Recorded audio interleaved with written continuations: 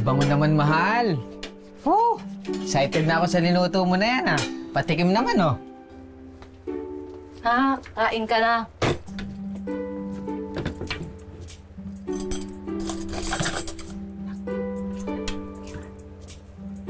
Nay, pinapabigay po ni tatay. Sorry na daw po. Anak.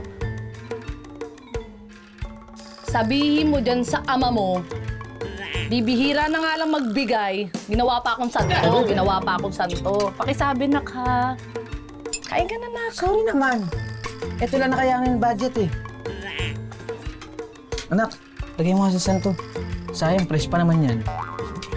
Santo.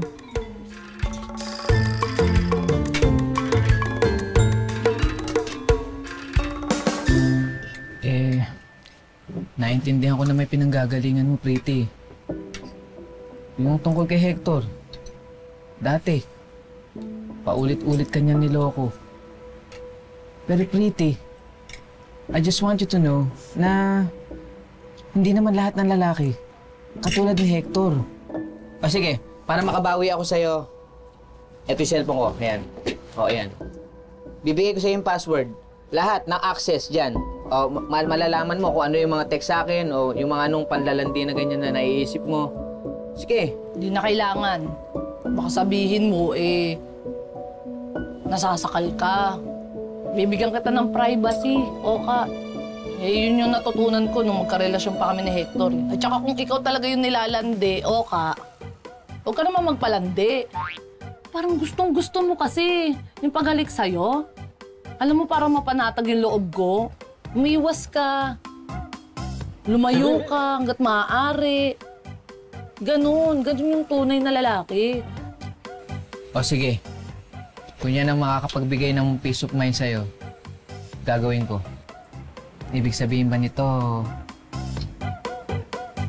bati na tayo? Bati na tayo. Minom ka na ng kape mo. Hindi masarap yung pag malamig na.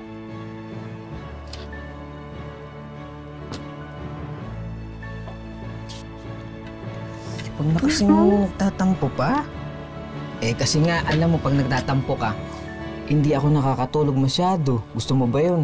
Mapupuyat ako, may eye bag ako, mamamasada tayo. Ang pangit ko kaya pag gano'n. Iwas ka na, mabigat ka. Mabigat ako? Bigat mo. Sige. Kakain na. May bata. Kumain ka na, nak. Wala ka nakikita, nak.